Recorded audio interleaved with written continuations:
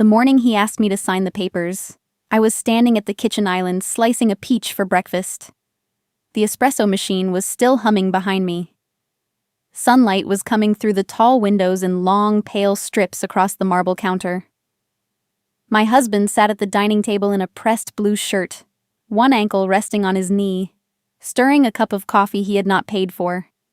He slid the document toward me with 2 fingers and said very evenly, "Sign it, or I'll make sure this divorce takes years." I looked at the paper first, then at him. I remember the weight of the pen more than anything else. It felt heavier than it should have. Cool metal, smooth barrel. I held it for a second longer than normal, then signed where he pointed. I did not argue. I did not ask questions. I set the pen down beside the papers. I picked up my keys and left my own apartment without rushing. The elevator ride was quiet, just the soft mechanical hum and the faint scent of someone's cologne from earlier that morning. In the mirrored wall, I looked calm. Tired, maybe, but calm. The next day, just after 8, his attorney called him. I know because by then, someone else had already called me. That part matters, but it makes more sense if I go back a little. I met Daniel 6 years earlier at a fundraising event in Portland, back when I still believed charm usually meant character. At the time, I was 34 and had just been promoted to senior project director at a commercial interiors firm. I had spent most of my adult life working long weeks, eating late dinners at my desk, and telling myself I would have time for a personal life once things settled down. Of course, things never really settled down. They only changed shape. That night, the ballroom was too cold, and the white wine was warmer than it should have been. I was standing near a display of auction items, reading the small cards more carefully than anyone else in the room, when Daniel stepped beside me and made a quiet joke about one of the paintings being badly lit. Not a polished line, just an observation. I liked that. He asked what I did, and when I told him, he listened with the kind of attention that feels rare when you have spent years around people waiting for their turn to talk. He said he was building a software company focused on property management systems. He talked about operations, efficiency, tenant data, service flow. Enough specifics to sound real. Not enough, I would later understand, to mean very much. Still, he was thoughtful in ways that were easy to notice. He remembered how I took my coffee. He sent lunch to my office on days I forgot to eat. He asked how my presentations went, and what clients had said and whether I had slept. After years of being self-contained, I found that comforting. My mother had passed away 2 years before I met him. By then, I was still learning how grief can flatten itself and hide inside routine. She left me a few things that mattered more than money ever could. A gold wristwatch from the 1950s that had belonged to her mother. 4 original landscape paintings she had made herself over the years, and a folded letter, written by hand, that I kept in the top drawer of my bedside table. And I did not show that letter to anyone. Daniel and I married after a year and a half. The first year was quiet and mostly good. We made dinners at home. We hosted 2 holiday parties. We bought nicer sheets. We talked about work and travel and what the next 5 years might look like. He said his company was close to landing a major contract. I said I was happy to cover more of our expenses for a while. It felt reasonable then. Marriage, I thought, included periods where one person carried more. By the 2nd year, his first business had stalled. Then it collapsed. He had explanations ready. The market had shifted. A partner had backed out. Investors had turned cautious at the wrong moment. He was embarrassed, he said. Exhausted. I believed him. I paid off debt he had not mentioned earlier, and I told myself we were getting through a hard season. Then there was a second venture, then a third. Each one needed money at the beginning and patience at the end. Each one left behind paperwork, unpaid balances, and a clean story about why the outcome was not really his fault. Meanwhile, My own career moved forward. I made partner. My income rose. My name carried weight in rooms where his never had. I did not say that out loud. I did not need to. By year 4, I noticed he had stopped pretending to keep normal hours. He spent afternoons at private clubs under the heading of networking. He bought clothes he said were necessary for investor confidence. He talked more and produced less. If I asked a direct question, he answered in circles. If I asked twice, he acted wounded. Even then, I stayed longer than I should have. Part of that was pride. Part of it was habit. And part of it, if I am honest, was that I had built such an orderly life around myself that I did not want to admit I had let something unstable into the center of it. The first real crack came on a Tuesday evening in late October. Rain had been tapping against the windows since before dark. I got home later than usual, took off my heels by the door, and set my bag on the console table. Daniel's phone was on the kitchen counter beside a half-empty glass of sparkling water. He was upstairs, and I could hear the shower running. Then the screen lit up. Just once. A message from someone saved as Lauren S. The preview was short. Intimate enough. I stood there with one hand resting on the cold stone counter and read it twice. Not because I did not understand it the first time, just because my mind had gone very still. I picked up the phone. Then I waited. The phone was unlocked. That was the first thing I noticed. The second was how ordinary the kitchen looked while I stood there reading messages that changed the shape of my life. The under-cabinet lights were on. The dishwasher was running. Rain kept ticking softly against the glass. Somewhere upstairs, the shower water shut off. I did not rush. I read enough to understand the pattern before I reached the beginning. There had been lunches, hotel afternoons, complaints about me delivered in the tone of a tired victim, and a line that stayed with me because of how practical it sounded. Once the divorce is done, everything opens up. No apology, no confusion, no hesitation, just a plan. I took screenshots carefully. I sent them to an email account Daniel did not know I still used. Then I put the phone exactly where it had been, face up beside the glass. By the time he came downstairs toweling off his hair, I was standing at the sink, rinsing lettuce for a salad. He kissed my cheek. Asked how my day had been. I told him it had been long. That part, at least, was true. Later that night, after he fell asleep, I lay awake on my side of the bed and stared at the faint line of streetlights slipping through the gap in the curtains. Every few minutes a car passed below and a band of pale light moved slowly across the ceiling. I thought about 3 things. First, the messages. Second, the missing watch. Third, the document we had destroyed together 3 years earlier because he said marriage should not feel like a business arrangement. I had entered the marriage with a prenuptial agreement. Not because I was cynical, because I was careful. I had bought the apartment before I met him, and most of the down payment had come from inheritance money my mother left me. I had business interests, investment accounts, family property. I believed in love, but I also believed in records. On our first anniversary, Daniel poured wine, lit candles, and told me he hated that there was still a legal document between us that assumed one day we might separate. He said it made him feel like a temporary guest in my life. He said if we were really building something together, then we should trust each other fully. At the time, I mistook pressure for intimacy. I remember standing beside him in the study while he fed the pages into the shredder. I remember the dry mechanical sound of the paper breaking apart. I remember feeling uneasy, then embarrassed for feeling uneasy, then determined not to act like a suspicious person in her own marriage. That night in bed, all of that came back with perfect clarity. By morning, I had made a decision. I was not going to confront him first. I was going to understand the whole structure before I touched any part of it.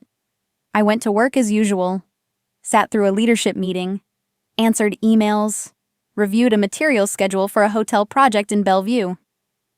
Around noon, I stepped into an empty conference room with my laptop and called the one person I knew would tell me the truth without softening it. Her name was Nina Cho. We had been roommates for one chaotic year in college, and back when we both lived on vending machine coffee and deadline panic. She went into family law. I went into design and development. Over the years, we saw less of each other than we should have, but she was still the person I trusted when something needed to be looked at without sentiment. She answered on the second ring. I said, "I need discretion." Her voice changed immediately. "What happened?"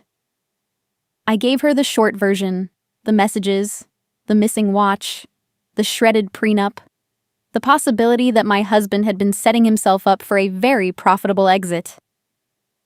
There was a pause on the line.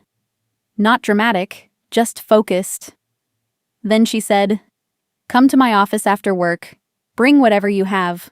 Do not tell him anything yet." I left at 6 with a normal expression on my face and drove across the river in low evening traffic. Nina's office was on the 9th floor of a building that smelled faintly of paper, coffee, and polished wood. Her assistant closed the door behind me, and for the next 2 hours I laid out the facts. Messages, account summaries, household payments, business transfers, statements for cards I had opened and mostly paid, copies of wire transfers I had made to support ventures that never produced income, insurance documents, property records, a dated appraisal for the apartment from before the marriage, and photos from my mother's estate inventory showing the watch, the paintings, the jewelry, all listed clearly. Nina sat across from me with a yellow legal pad, reading fast and writing almost nothing. When she finally leaned back, she folded her glasses and said, "All right, here's the useful part." She spoke very calmly, which helped. Without the prenup, she explained, the situation was not hopeless, but it was messy. Separate property could remain separate under the law, but only if it had been protected and not blurred through commingling, joint funding, casual transfers, or lazy record-keeping. The apartment might still be defensible if we could prove the chain clearly enough. My partnership stake had stronger protection, but we would need to be exact. Household contributions mattered. Documentation mattered. Timing mattered. Then she tapped one screenshot with her pen. And this matters too. Not because adultery would transform the divorce by itself. Real life is not that neat. But because the messages suggested planning, expectation, and possible intent around assets. Combined with missing heirlooms, undocumented debt, and his repeated dependence on my funds, it changed the shape of the case. I asked her what she would do if she were me. She did not answer immediately. She got up, walked to the window, and looked down at the lights coming on across the street. Then she turned back and said, "I would stop thinking like a wife and start thinking like a records manager." I almost smiled at that. She picked up her pen again. From this moment on, no emotional conversations, no accusations, no warning. You keep the house quiet and gather structure. She pulled the legal pad toward her and wrote 3 lines. Step 1. Secure what is already yours. Step 2. Document what he is doing. Step 3. Let process speak before you do. That was the first moment I felt my breathing return to normal. Not because I was relieved, because rules are useful when emotions are not. Over the next several weeks, I changed nothing on the surface. I still made coffee in the morning. I still asked whether he would be home for dinner. I still listened while he talked in broad terms about one new opportunity after another. I still nodded at the right places. Meanwhile, I began collecting facts with the same patience I used at work when a project went sideways and everyone else was reacting too fast. I made copies of records and stored them off-site. I pulled statements going back years and matched every transfer I could trace. I created a simple timeline with dates, amounts, account names, and notes. Rent, utilities, club dues, travel, seed money, card balances, luxury purchases, unexplained withdrawals. The pattern was not subtle once I stopped looking away from it, and Daniel had contributed almost nothing consistent to our shared life in more than 3 years. He had, however, become very comfortable spending from systems he did not build. The missing watch bothered me most. I noticed it first because I opened the safe one Saturday afternoon to put away a passport, and the leather watch box was empty. I searched the closet, the dresser, the nightstand, the bathroom drawers. Then I searched again, slower. I asked Daniel about it that evening in the most neutral voice I could manage. He barely looked up from his laptop. "Maybe you misplaced it," he said. There was a softness to the way he said it that almost convinced me he had rehearsed it. A week later, I found Lauren online. Her account was public. Lifestyle content, clean apartment tours, hotel brunches, skincare, jewelry stacks arranged just carelessly enough to look expensive without effort. In one video, she lifted a glass toward the camera and laughed at something off-screen. The watch was on her wrist. Not similar. Not close. Mine. I paused the video, enlarged the frame, and sat very still in my home office with the glow of the monitor on my hands. The narrow oval face. The tiny scratch near the clasp. Even through the grain of the screen, I knew it. I took screenshots, logged the date, saved the link. Then I called Nina. She did not sound surprised. "No confrontation," she said. "Not yet." That became our phrase. Not yet. The next issue was the apartment itself. I had purchased it nearly 3 years before meeting Daniel, using inheritance funds and savings. The title history was clean. But over time, ordinary married life had a way of muddying clean things. Improvements paid from shared accounts. Routine expenses from blended cash flow. Casual language. Joint assumption.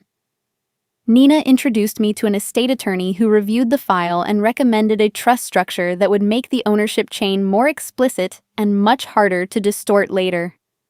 We worked through the paperwork quietly. Every signature was dated. Every record was preserved. Every funding source was traced. At the same time, I met with my firm's outside counsel and updated several internal documents tied to my partnership interest, again with exact references to premarital ownership, inherited capital, and retained separate rights. No one objected. No one found it unusual. People at that level expect paperwork. They respect it. Daniel noticed none of this, and that was one of the hardest parts to accept. Not that he was deceptive. I already knew that by then. It was that he was incurious. He did not read. He did not ask. He moved through a life financed by my labor with the lazy confidence of someone who assumes systems will continue serving him because they always have. Then, one Thursday afternoon, something else went missing. I came home to a long blank space on the living room wall. For a second, I thought the cleaners had moved things. Then I saw the hooks. Empty. 3 of them. My mother's paintings were gone. I stood in the doorway with my keys still in my hand, listening to the low hum of the air system and the traffic 12 floors below. The room looked larger without them. Colder. Wrong. Daniel came in 20 minutes later carrying takeout and talking into his phone. He ended the call when he saw me standing there. "What happened to the paintings?" I asked. He glanced at the wall, then at me, like I had asked about old magazines. "Oh, those. I had them taken out." "Taken out where?" He set the takeout bag on the counter. "Storage. Donation. I don't know. They were darkening the room." That answer was so careless it almost felt deliberate. I did not raise my voice. I said, "Those were my mother's." He shrugged once, already opening a container of noodles. "I thought you'd be happier with a cleaner look." I looked at him for a long moment. Then I went to the bedroom, closed the door, and sat on the bench at the foot of the bed without turning on the light. I put the phone face down. Then I waited.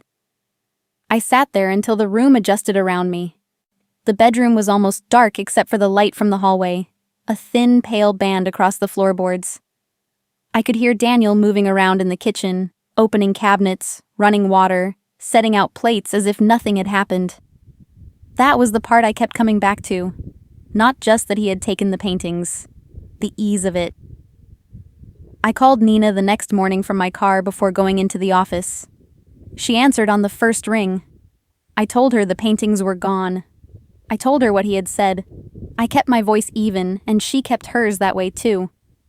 Good, she said. I almost laughed. Good? Not morally good, she said.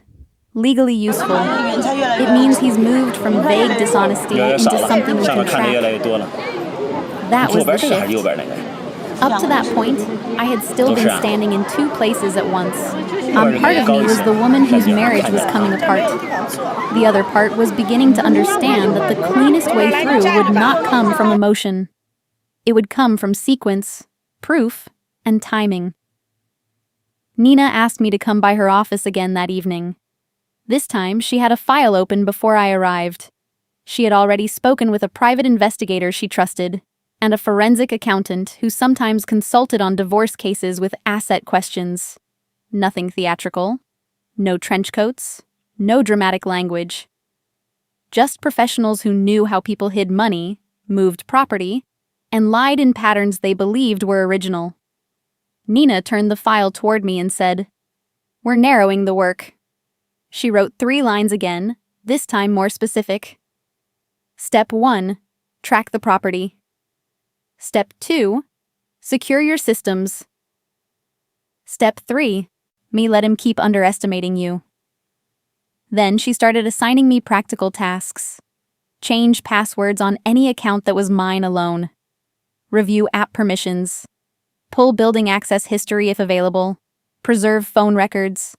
Make a complete list of missing items, even small ones, especially small ones. People who steal casually tend to think only large losses matter. Courts tend to notice patterns. I spent the next 2 weeks doing exactly that. At work, I ran meetings, reviewed presentations, signed off on construction amendments, and kept my expression neutral. At home, I moved quietly through each room with a notebook and my mother's estate inventory beside me. A pair of pearl earrings. Missing. A ring that had belonged to my grandmother. Missing. A silver tea service from my mother's dining cabinet. 1 tray and 2 serving pieces gone. 3 first edition books from my father's study. Missing. Not everything had disappeared at once. That was what made it so unsettling. It had happened in pieces, over months, maybe longer, hidden inside ordinary life. One absent object can look like misplacement. A series becomes a method. I created a spreadsheet. Item. Source. Approximate date last seen.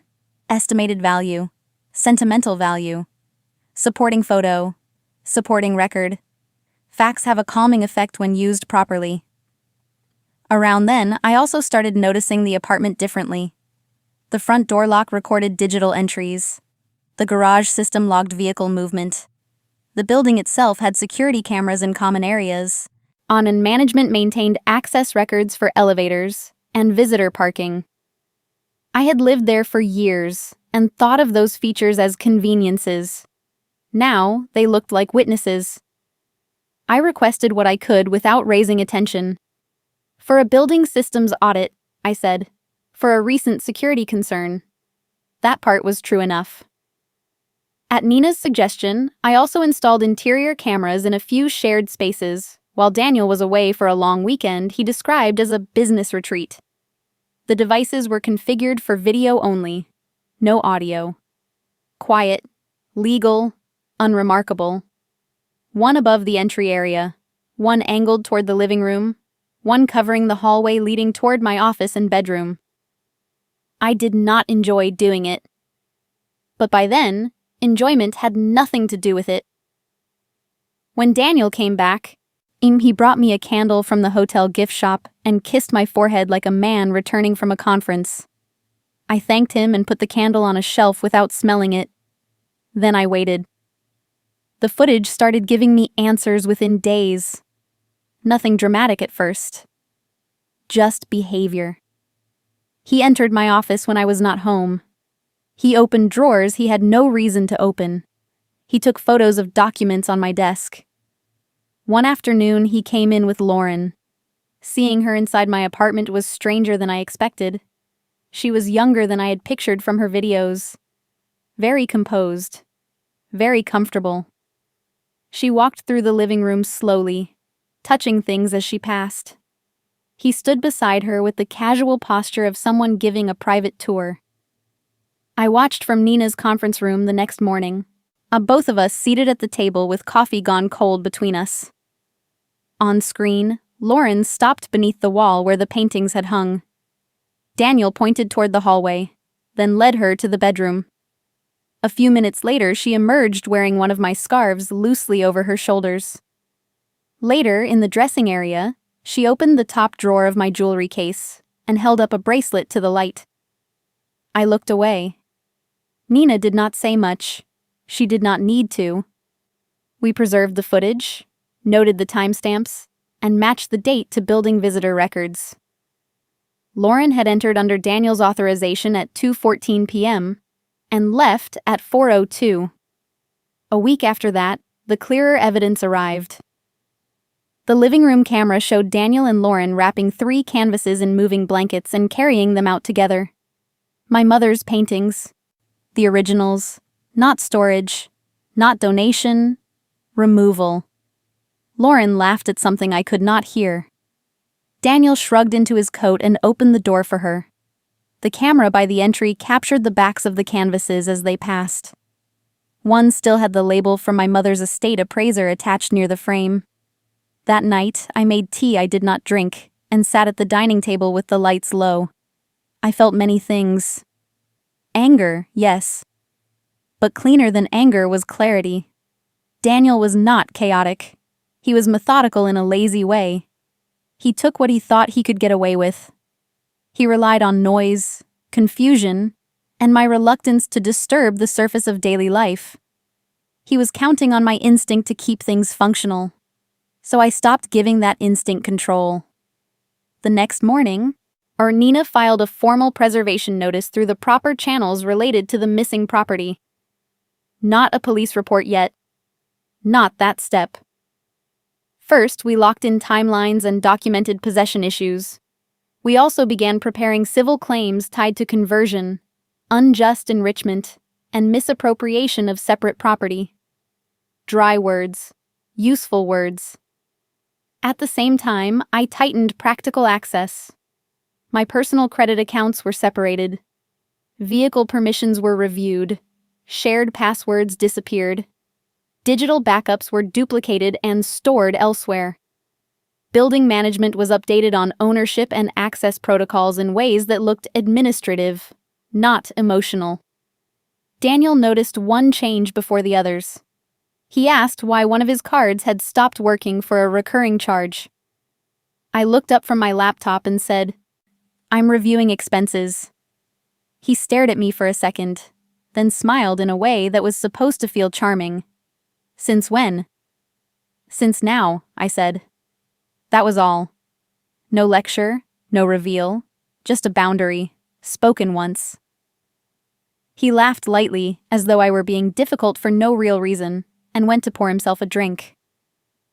I let him. Later that week, Nina called just before 6. "We found the watch," she said. I closed my office door before answering. "Where?" "In a set of photos from Lauren's brand event last weekend. Same watch, different angle, clear enough to identify the clasp damage." I sat down slowly. Nina kept talking. "We have enough to move into the next phase. Not public, not loud, but real." Outside my office window, the city was turning blue with evening. Conference room lights flicked on across the building. Someone down the hall laughed. My screen had gone dark in front of me, reflecting my face back at me in soft outline. For the first time, Nina said, he is not the one controlling the timeline. I ended the call, opened my notebook, and wrote the date at the top of a clean page. Then I made a list of what had to happen next. By then, I had learned something simple. Panic makes people noisy. Clarity makes them precise. So I stopped thinking in terms of what I felt and started thinking in terms of order. Nina had been right about that from the beginning. If I wanted to protect what was mine, I needed sequence, not reaction. I opened a clean notebook and wrote 3 lines across the top of the page. Step 1. Make the record complete. Step 2. Put every important asset behind formal structure. Step 3. Say as little as possible until the paperwork can speak for itself. That became the system. For the next month, I followed it exactly. The first step was the record.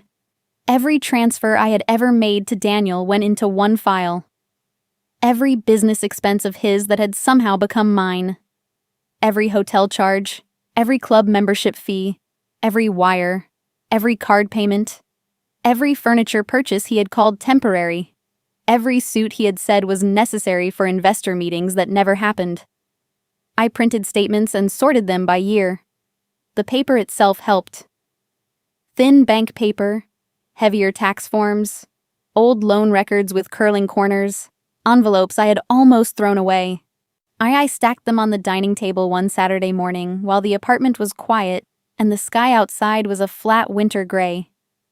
I could smell coffee and toner and the faint, clean scent of the lemon polish the housekeeper used on the sideboard. What had felt confusing inside the marriage looked very different in rows. Dates, amounts, sources, purpose, no purpose. When I was done, the file did not read like a partnership. It read like a long, expensive rescue effort with no end point. The second step was structure. The apartment had always been mine in the way that mattered to me. I had purchased it years before I met Daniel. The funds had come from savings and inheritance. The title history supported that. But ownership in principle is not enough when someone decides to blur every line that protects it.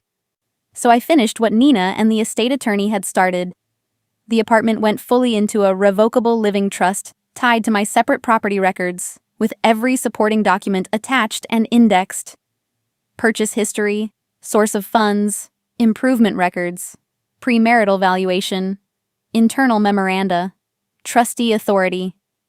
It was not glamorous work, and that is one reason it mattered. Quiet documents are often the strongest ones. My partnership interest in the firm was handled the same way. Not moved out of my control, but clarified, documented, and bounded by formal internal agreements and amendments that left little room for imagination later. The equity I held before marriage remained traceable. The growth tied to my own labor remained traceable. Our outside counsel drafted language with the kind of clean restraint I appreciate in good legal writing.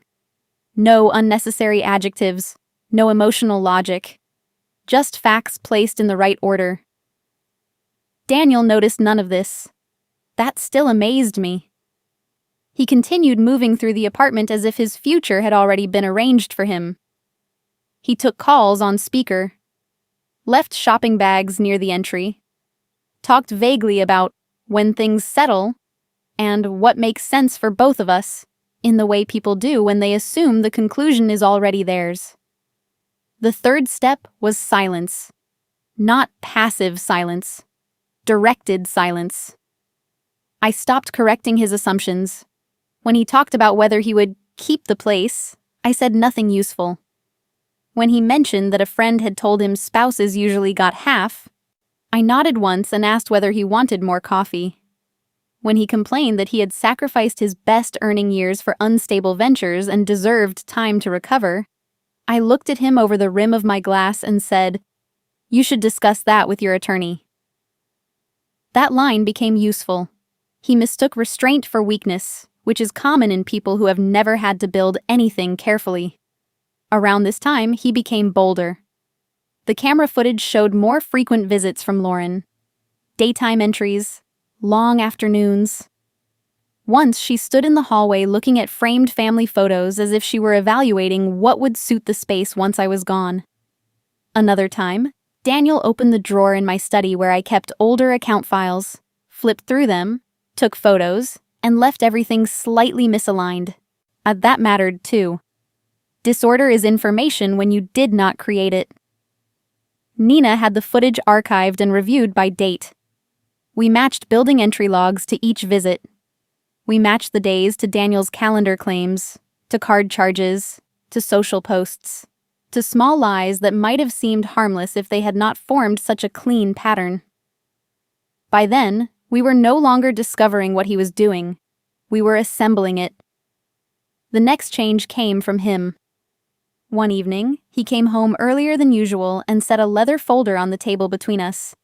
He had the look he used when he wanted to perform seriousness.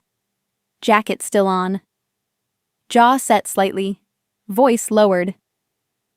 "I spoke to someone," he said. I was standing at the counter rinsing spinach for dinner.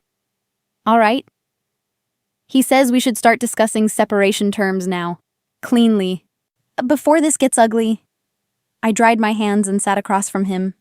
The folder contained a rough proposal, clearly drafted by someone who either had very little information or had accepted Daniel's version of our life without testing it. He wanted the apartment. He wanted support. He wanted a share of my partnership distributions. He wanted certain accounts treated as marital. He framed it all as fairness and transition. I read every page slowly. Then I folded the document closed and rested my hand on it. "I'll have counsel review it," I said. He studied my face, looking for something. Fear, probably, or panic, or the beginning of a bargain. "What do you think?" he asked. "I think lawyers enjoy paper." That almost annoyed him, which told me I had answered correctly. He leaned back in his chair and exhaled through his nose. "I'm trying to do this reasonably." I met his eyes and said, "Then let's do it through the proper process." No argument, no accusations. He wanted an emotional reaction because emotional people make fast mistakes. What he got instead was procedure. The next day, Nina reviewed the proposal and smiled in a way that was not warm. "This is helpful," she said, because it showed his assumptions clearly. Because it showed the breadth of what he intended to claim. Because once someone writes down their entitlement in neat paragraphs, it becomes easier to measure it against the record. That was when she introduced the next piece. A narrow, technical agreement related to interim asset handling during separation. On its face, it was ordinary. Administrative. The kind of thing people sign when they want logistics to move smoothly and do not enjoy reading details. Inside it, placed exactly where it needed to be, was language acknowledging receipt of fair consideration and waiving future claims against specified separate property and protected assets. Not magic, not trickery. Just law, read or unread. I asked her whether it would hold. "It will if it's executed properly," she said. "Witnessed, counseled, clean, no pressure, no confusion. He gets the chance to review it. If he chooses not to, that choice is his." That distinction mattered to me. I was not interested in deceit. I was interested in discipline. For the next 2 weeks, I let him feel increasingly certain. He grew almost cheerful. He took longer lunches, bought a new jacket, sent more messages from the sofa with that half-hidden smile I had once mistaken for private confidence. One Saturday morning while I was making coffee, he came up behind me and said, in a tone that was almost generous, "This doesn't have to be difficult if we both act like adults." I poured the coffee and handed him his cup. "You should definitely do that," I said. He laughed, though not fully. Meanwhile, Nina finalized the filings we would use if and when the timing turned. The civil claims related to the missing property were drafted and supported. The evidence index was completed. A package for law enforcement, if needed, was prepared, but held. Not because I was hesitating, because order matters. The facts were stronger when each piece landed in the correct sequence. Then, one afternoon, the sequence tightened on its own. A courier delivered an appraisal packet I had requested weeks earlier for the remaining family items in the apartment. Daniel happened to be home when it arrived. He flipped through the cover page and looked at the numbers. "These old pieces are worth that much?" I took the packet from his hand. "Some things are." He stared at me for a moment, then smiled in that thin, thoughtful way people do when they are quietly recalculating. That night, one of the cameras caught him in my bedroom closet after midnight, opening the safe cabinet housing, then stopping when he realized the interior lock had been changed. He stood there for a full 10 seconds without moving. Then he closed the door and walked away. The next morning, Nina watched the clip with me and said, "He's accelerating." I already knew. People do that when the window they imagined is beginning to narrow. By the end of that week, Daniel came to me with a new tone in his voice and a document in his hand. This time, he wanted signatures. He brought the document to me on a Thursday evening just before 7. I remember the time because I had just turned off the oven, and the apartment still smelled faintly of rosemary and warm bread. Outside, the city was already dark, the windows reflecting the room back at us more than showing the view. Daniel came in from the hallway carrying a slim folder and set it down on the dining table with more care than usual. "I need you to sign this tonight," he said. Not angry, not loud, just very sure of himself. I looked at the folder, then pulled out a chair and sat down. What is it?" "An acknowledgement for temporary division of property during separation. My attorney says it keeps things clean." I opened it slowly. The structure was exactly what Nina had expected. Simple headings, formal language, a tone of reasonableness. On the surface, it framed the apartment as something he would occupy while broader divorce terms were worked out. A few smaller assets were listed. There were references to convenience, stability, temporary use, mutual cooperation. A person skimming would see something reassuring. A person reading carefully would see something else. It was built to create assumption, not certainty, but assumption. The sort that grows legs later if nobody stops it. I turned one page, then another. Daniel stood near the end of the table with one hand in his pocket, watching me the way people do when they think the outcome is already decided. "If this is temporary," I asked, "why the urgency?" He gave a small shrug. "Because dragging things out costs everyone money." That was a familiar sentence by then. He liked to talk about efficiency when he meant advantage. I closed the folder. "All right," I said. "If we're signing administrative documents, I have one too." I stood, walked to my office, and brought back the packet Nina had prepared. Cream paper, clean tabs, nothing flashy. It looked exactly like what it was supposed to look like. Routine. Daniel glanced at it and frowned very slightly. "What's that?" "My attorney's acknowledgement for interim asset handling," I said. "If we're doing this properly, we should do both." He gave a short laugh through his nose. "You already had something drafted?" "Yes." That was all I gave him. He sat down then, more out of reflex than choice, and flipped through the first page. I could see his attention thinning almost immediately. Daniel did not read for substance. He read for tone. If something looked official enough and did not immediately threaten him, he treated it as background. "This is a lot of language for a formality," he said. "Lawyers bill by the page," I said. That almost made him smile. He looked over the packet again, slower this time, though not by much. "So, what am I acknowledging?" "That we've each received fair interim consideration, and that property already identified as separate remains separate while the divorce proceeds," I said. It keeps people from changing their minds later. That part was true. He leaned back in his chair. And your attorney says I should sign this? My attorney says both sides should document what they understand. He tapped the paper once with his finger. You trust lawyers more than people. I folded my hands on the table and looked at him. At the moment, yes. That landed. For the first time all evening, his face lost some of its polish. Not much. Just enough. A flicker of irritation crossed it, then disappeared. He pushed his own folder toward me with the pen clipped to the top. Fine.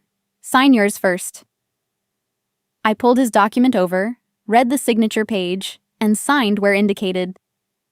I knew it would have no real effect on the apartment. By then, ownership was already locked behind records far older and stronger than anything sitting on that table. But he did not know that, and he thought the paper gave shape to a future he had already claimed in his mind. I placed the pen beside him. Your turn, I said. He did not ask for changes. He did not ask to send it back to counsel. He did not even turn to the key pages again. He signed the line Nina had marked, then the witness line, then the second signature line near the attachment acknowledgement. His signature had always leaned forward in a rush, as though each letter were trying to lambai shi.